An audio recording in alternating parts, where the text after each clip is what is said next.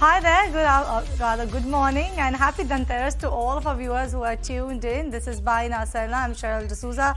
I'm with me, Shushti Sharma. She'll be joining us very shortly. Let's take a look at what the markets are doing at this point in time. Yes, we have subdued trading session coming in for the markets, given the fact that we had a weak handover that came in from the US markets as well. Remember, you had a Fed Chairman Jerome Powell actually address at a summit, and on back of his commentary, we've seen the markets see a very subdued handover, and that's what has actually transpired or spilled into Indian markets as well. As you can see right now, we are trying to actually recover from the day's lowest point. As you can see for the benchmark indices, we are actually in that actually in the flatter zone when it comes to the benchmarks. Let's take a look at what Nifty Bank is doing at this point in time and how is Nifty Bank actually perked up in trade. Okay, that one also is recovering from the day's lowest point, 0.5%, or rather flat with a negative bias. Talking about the broader markets, that's your mid cap and your small cap index.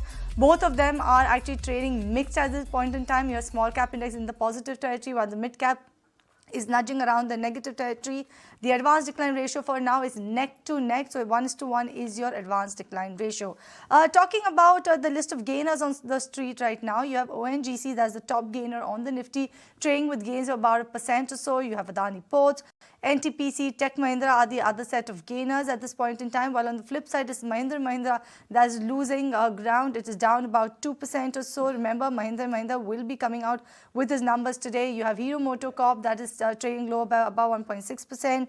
LTI Mindtree, Titan, Apollo Hospitals are the other set of losers. Talking about sectoral indices then, let's see what the sectoral indices picture is right now. And the sectoral indices, almost all of them are in the negative territory, as I can see it right now on my screen, except the metal index that's seeing some sort of a flattish gain right now. But on the negative side, you have auto index that's down about 0.8%, IT index down 0.5%, as well as oil and gas space also is pretty subdued in trade today. So that's the way how the markets are looking like at this point in time. Pretty flattish day of trade coming in for the benchmarks. But yes, let's not forget we are significantly off the day's lowest point. So that's the way how the markets are looking like at this point in time. Let's not forget that we did have a new listing on the bourses as well. Today you had ESAF that actually listed on the bourses. It was a good listing coming in for that particular counter. It listed at a premium of approximately 23% right now. Is trading with gains about 18% also. Remember, you had also Honasa that listed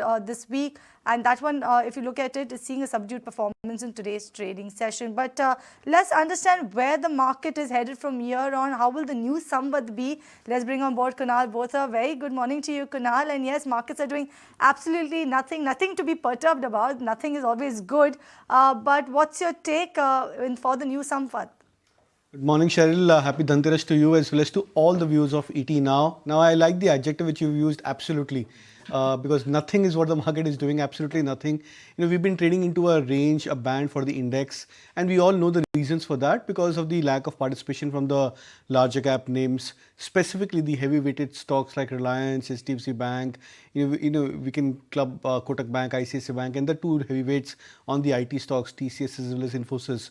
Now, I think, majorly the action over the last many days has been towards the mid caps and small caps. And I think that's where the markets have gotten a lot of positivity.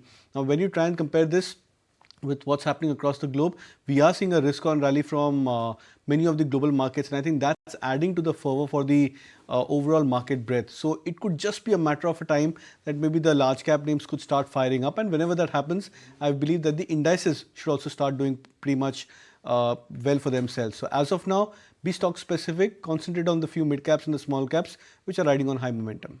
All right, so that's the cue coming in from Kunal as to what you should do in the markets. But let's bring on board the management of ESAF Small Finance Bank, the company that listed on the bourses today. We have Mr. Girish CP, who is the CFO of the company, as well as Mr. Paul Thomas, who is the MD and the CEO of the company. A very good morning to both of you gentlemen. Firstly, congratulations on listing on the bourse, and that too at a premium. Let me first ask a question about the AUM. That's seen a growth of a CAGR of around 32.22%. Do you think that you will be able to sustain this growth rate going ahead, even on a higher base? And also, what segments do you think will drive this growth going ahead? Yeah, we believe that even at a higher base, we will be able to continue 25 to 30% growth in the coming days. Because we see a lot of opportunity in the areas where we operate and the products we are offering. Especially the growth on the asset side, the growth will continue to happen on the micro loan segment and agriculture, gold loan, and mobility and affordable housing. These are all the sectors we have already started growing, and that growth will continue. That's our hope. Gentlemen, what about the deposit growth then? The deposit mobilization has been challenging for some time for some of the banks rather. Has that been a challenge for your bank as well? Yeah, we have not faced a big challenge in deposit mobilization from the beginning. So we have grown, our deposits have grown year-on-year basis 28%. We have built over a period of time, we built a very good loyal deposit customers in the NR segment, non-resident Indian segment. Around currently our NR deposits are 24%, and also senior citizen deposit base. So that comes around 30%. And overall our retail deposit is 90%. So there is no dependency on bulk assets. So we don't foresee any big challenge in mobilizing deposits for our business growth. Also, if you could tell me what percentage of your book actually caters to unsecured lending, given that the caution on the kind of leverage is in the system, are you a bit concerned about your asset quality by any chance? See, I think the unsecured we are talking about it, and the unsecured book we are having is different, because our unsecured book is mainly for microfinance loans. Microfinance loans are being used for productive purposes. For example, 72% of our microfinance loans are used for agriculture and allied activities. So it is being used for income generating activities. So microfinance by philosophy, by concept itself is unsecured, because the people who don't have any collateral to give, that is why it is classified as unsecured. But over a period of time it was matured, and the default rates in the segment is very less than 2%, and we have been in that space for last 30 years. So but as a bank, after we launched the bank in 2017, we started diversifying our asset base. So when we started in 2017, it was 100% micro loans, but as of today it is 74% only. So year on year basis, 4 to 5% reduction is happening on the microfinance, but absolute value is growing. But since the other books are growing, the percentage is coming down. So our focus will continue there in the microfinance segment.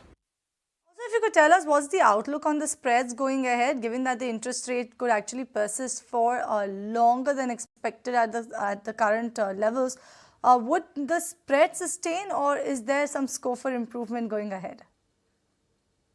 As far as the spreads are concerned, we were walking around 10% even before COVID, which has a little bit affected during the COVID because of the interest reversal, etc. But we are come back to the 10% level of NIMs in FY23 itself. So going forward also, we are quite confident that we will be able to maintain the NIMs around 10%. As far as cost of deposit is concerned, last year my cost of deposit was 6.2%, which stands elevated by around 65 to 70 basis point as of now. And we expect that around 35-40 basis point still there is a scope for going it up on repricing my liability book entirely. But we will be able to maintain the NIMs at 10% levels. That is what we are. Right. Gentlemen, despite lending to the bottom of the pyramid borrowers, why is the ROA at 1.63%? If you could tell us what sort of a target are you aiming for the ROA, and how do you expect to achieve it actually? The ROA and ROE, even before COVID, it was ROA 2% plus and ROE 20% plus we were working. And we are almost reached at that level in FY23, and our target is to maintain those kind of ROA and ROE going forward. All right, then we leave it there. Thank you so much, gentlemen, for joining us on ET Now. Also, once again, congratulations on that good listing that you've seen on the bourses today.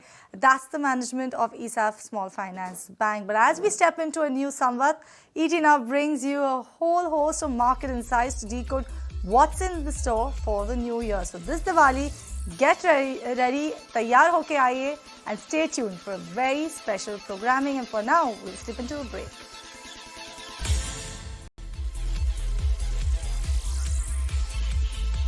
Welcome back. You're watching Buy Now, Sell Now on ET Now, a show where we get you answers for your stock-related query. We have Kunal today to decode the budget picks. But before that, on your screen, as you can see, a special interview or interaction lined up with none other than Madhusudan Kela to understand how should you prepare for Samvat 2018. A short while from now, we will get you that all big ET Now exclusive interview line up for the big mega Diwali programming that we have for you. Remember that we've spoken to who's who of the market to understand how should you be prepared when it comes to Samvat 2080. So we will get you that interaction in a very short while from now.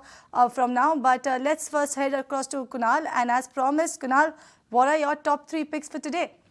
Thank you so much for that, Cheryl. So the first one, which is on the safe sparklers bet, I will look out for a new addition on the larger cap on the Nifty 50 basket. That's SBI Life. Now, apparently, this has been one of the most sturdy as well as a strong performing stock from the insurance pack.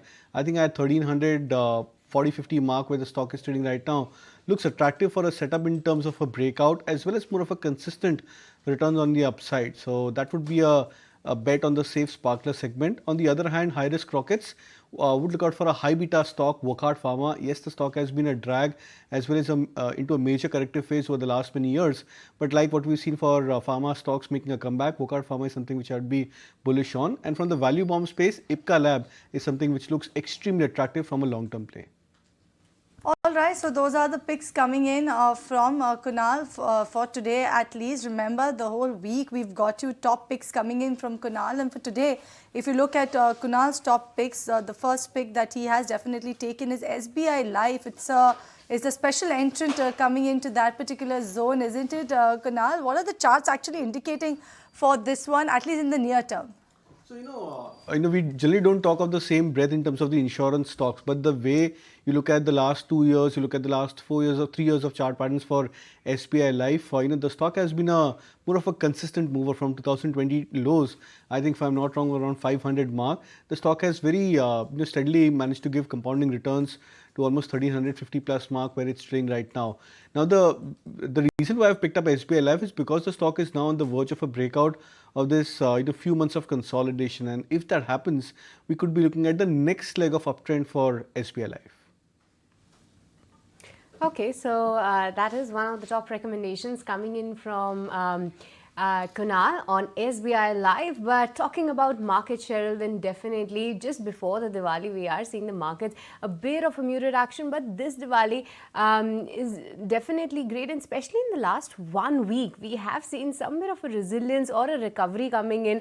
So at least some respite for all the investors out there. Definitely that the fall that we have seen in the month of October was really getting the chills for all these investors out there. So towards the Diwali, as we are entering that festive mode, we are seeing a lot of sectors, the markets cheering up, though we are quite far from the all-time high levels that we have seen on the Nifty 50 this particular year itself. But let's hope that this Diwali definitely brings the smiles back and the muskan back on all the investors, and maybe this Samvat is really great for them.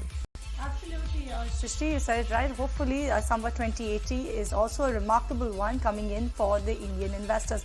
But on that note, we slip into a break on this edition of Buy Now, Sell Now. When we come back, as promised, we'll have the exclusive interaction as well.